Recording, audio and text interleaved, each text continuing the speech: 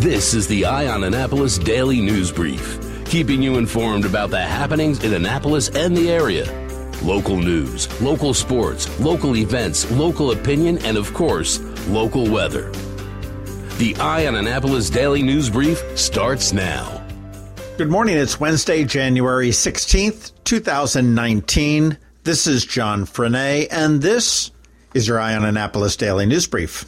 On Monday at about 1:15 a.m., Annapolis police responded to the 1400 block of Tyler Avenue in the city's Robinwood neighborhood for a reported stabbing. When officers arrived, they located a 60-year-old male from Annapolis inside a vehicle suffering from a severe wound to his stomach. He was transported to an area hospital for treatment of life-threatening injuries. There is no word on his current condition. Police do not have a suspect, and they are asking anybody that has any information to contact detectives at 410-260-3439.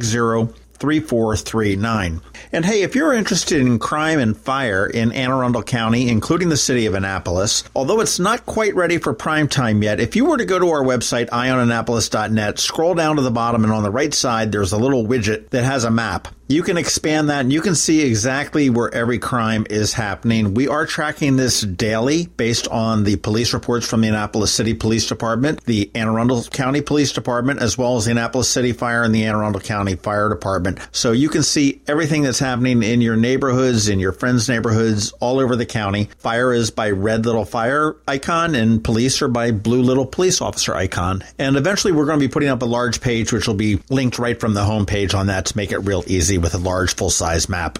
Speaking of crime, in the 3 months since its implementation, Maryland's red flag gun safety law has prompted more than 300 protective orders statewide. Now, this went into effect October 1st, and it was a result of the shooting in Parkland, Florida, as well as in southern Maryland. And it is called a Maryland Extreme Risk Protective Order, which goes by the acronym ERPO, E-R-P-O, also known as the Red Flag Law, and it is a court-issued civil order that temporarily requires any individual posing an immediate danger or threat to surrender their firearms and ammunition to law enforcement officers.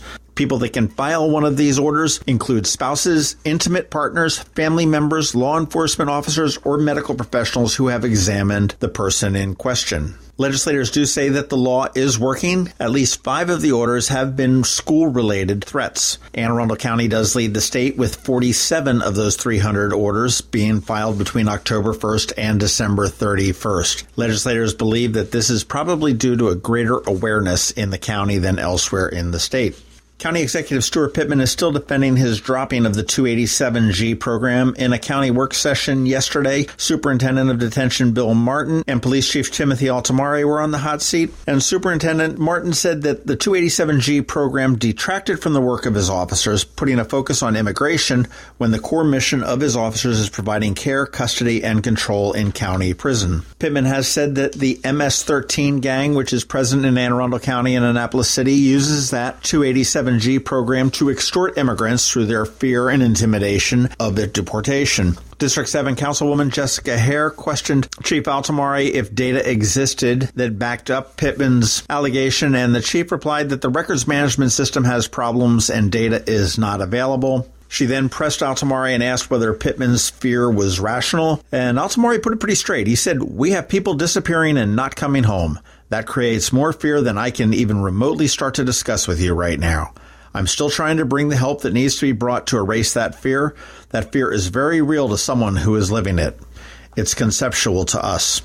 If you would like to hear a little bit more about what County Executive Pittman has to say about the 287G program, about increased taxes, about how he's doing in his first month in office, you want to check out the Maryland Crabs podcast. We do have an interview with him coming up on Thursday, and that releases at noon. You can search for that on Apple Podcasts, Google Play, anywhere you get your podcasts. Look for the Maryland Crabs podcast, or you can go right to the website, themarylandcrabs.com, and get a hold of it there.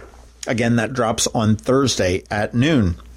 Well, it seems like the big issue this year in the State House is going to be minimum wage. Lawmakers have already begun their push to increase minimum wage in Maryland to $15 an hour by 2023, and they do have a lot of support behind it. Delegate Diana Fennell, a Prince George's County Democrat, and Corey McCrae, a Baltimore Democrat, who have co-sponsored the bill, have said for far too long, working families in Maryland have been struggling to cover the cost of their basic necessities. They are calling for a clean bill, which would be just an increase to $15 a dollar each year between now and 2023. However, some people are looking at different rates for small and large businesses, and Senate President Mike Miller wants to have different wages for different parts of the state. President Miller and House Speaker Mike Bush do support raising the minimum wage. Governor Hogan has taken a dimmer view of that, saying that he is afraid that businesses will leave the state. Pennsylvania and Virginia pay the federal minimum wage, which is $7.25 per hour. Delaware and West Virginia have a minimum wage of $8.75 per hour, and currently Maryland sits at $10.10.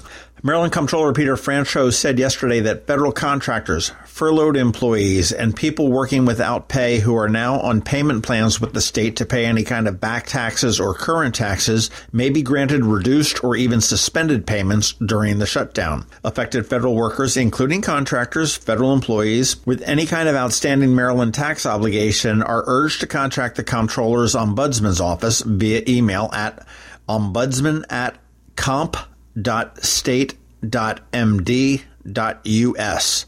Again, that's ombudsman@comp.state.md.us, or give them a call at 410-260-4020.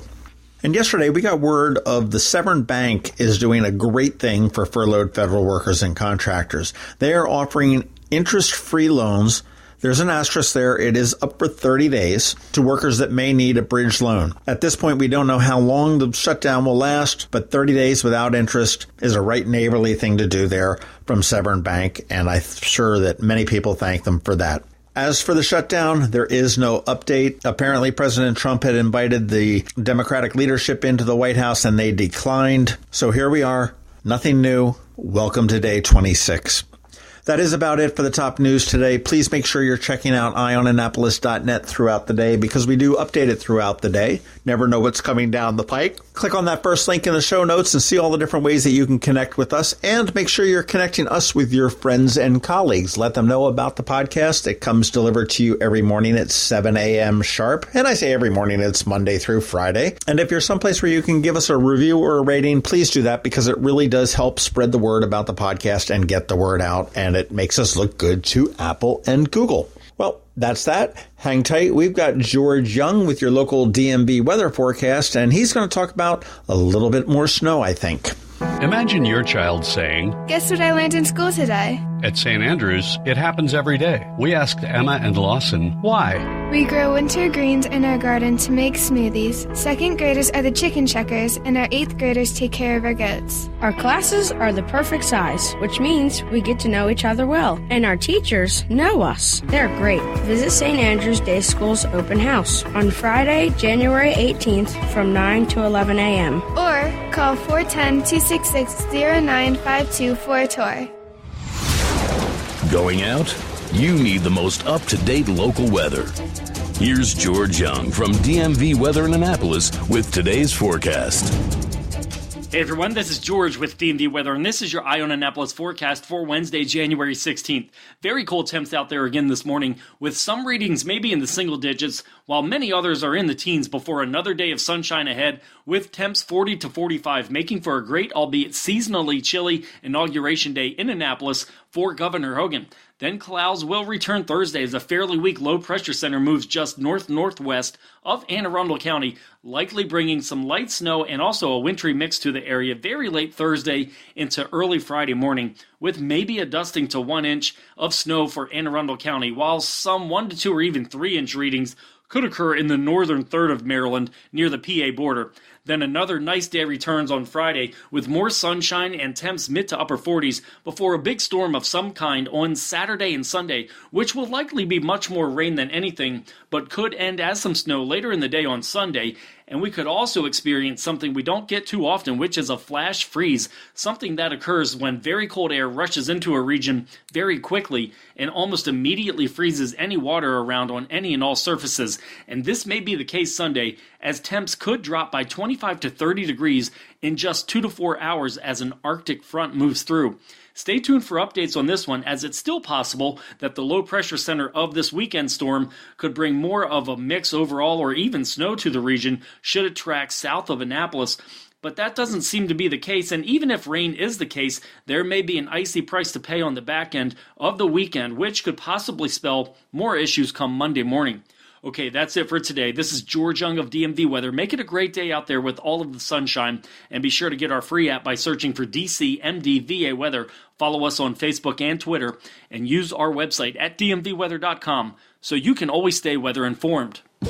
Join Anne Arundel Medical Center Foundation on Saturday, April 27, 2019 at our Denim and Diamonds Bash in Annapolis. Denim and Diamonds is a fun evening under the stars featuring fabulous cuisine and gourmet food trucks, live and silent auction, and a live band. Last year, AAMC cared for more than 2,000 patients in our emergency departments suffering from mental illness or addiction. Help us expand much-needed inpatient and outpatient programs and services for your community. For tickets and sponsorships, visit aamcdenimanddiamonds.org. Special thanks to our platinum sponsors, AAMC medical staff, the Chesapeake Bayhawks, Comcast, the Evan K. Thallenberg family, What's Up Media, and WRNR.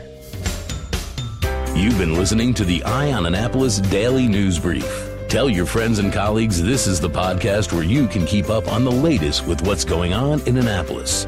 And also tell them about our website, eyeonannapolis.net, where you can find even more information. This podcast comes to you every Monday through Friday at 7 a.m., keeping you informed with the Eye on Annapolis Daily News Brief. And take a moment to listen to our other podcast, The Maryland Crabs, released every Thursday at noon.